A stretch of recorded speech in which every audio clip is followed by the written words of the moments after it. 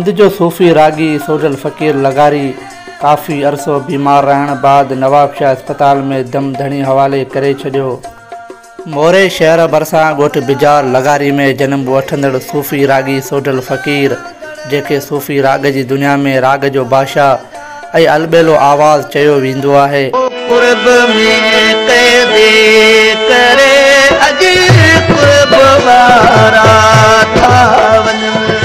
सूफ़ियानी राग जी दुनिया में सवे सिन्फ़ जा गीत ॻाईंदड़ सोजल फ़क़ीर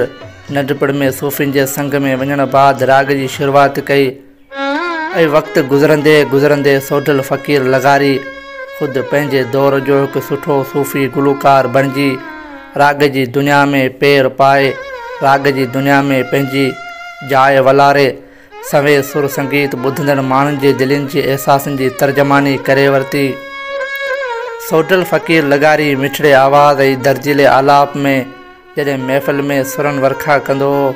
त हर पासे सनाटो छाइजी वेंदो हो।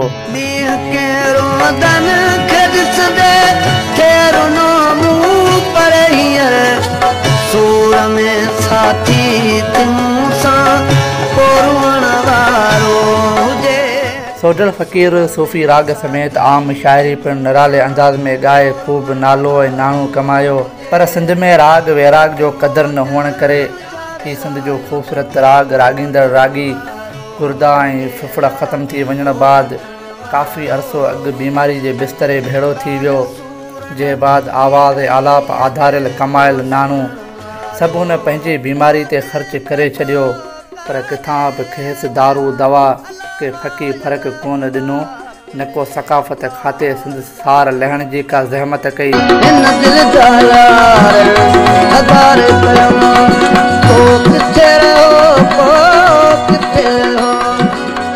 न सिर्फ़ एतिरो पर सोजल फ़क़ीर लगारी जे आवाज़ में गीतनि ते कख पती मां लखपति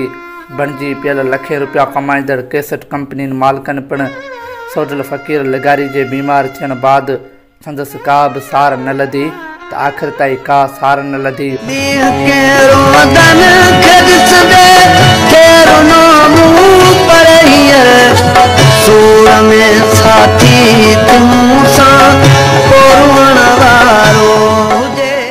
वक़्त बि वक़्तु मीडिया ते सोजल फ़क़ीर लगारी जे बीमारी जूं ख़बरूं हलण समेत इलाज जूं अपीलूं बि हलंदियूं रहियूं, पर सक़ाफ़त खाते सिंध कैसेट कंपनियुनि तोड़े कंहिं बि सरंदी पुॼंदे वारे संदसि का बि सार न लधी ऐं नेठि राति 16 जुलाई 2024 10 मुहर्रम हराम जी शाम अरबा शाम ख़मीस राति सोजल फ़क़ीर लगारी दर्दनि जी दुनिया में झीरींदे झीरींदे नवाब शाह अस्पताल में हिन बेदर्द दुनिया जे धन परवर माण्हुनि मां सभु आसरा उमीदूं पले हमेशह लाइ अखियूं पूरे छॾियूं आहिनि ऐं सक़ाफ़त खाते सिंध तोड़े सरंदी पुॼंदी वारनि जी बेध्यानी ऐं कैसेट कंपनियुनि जी लापरवाही सबबि सिंध हिकु ख़ूबसूरत राॻीअ खां महरूम थी वई आहे। अस्सलाम वालेकुम। आऊं सोजल फ़क़ीर जीअं त दुनिया इनाचन भटी ॻायो आहे, दुनिया मतिलब दी हो यार। सोजल फ़क़ीर जे विछोड़े जी ॻाल्हि सिंध ऐं सिंध वासियुनि संदसि परस्तारनि संदसि आवाज़ जे लहरनि खे कनाईंदड़ मदान में सोगवारी तारी करे छॾी आहे। अज़ीम सूफ़ी राॻे जे पुॼाणीअ ते सिंध अमर तोड़े संदसि पोहरनि सां अफ़सोस जो इज़हार कंदे सोजल फ़क़ीर जी मग़फ़िरत जे लाइ दुआ घुरिजे थी।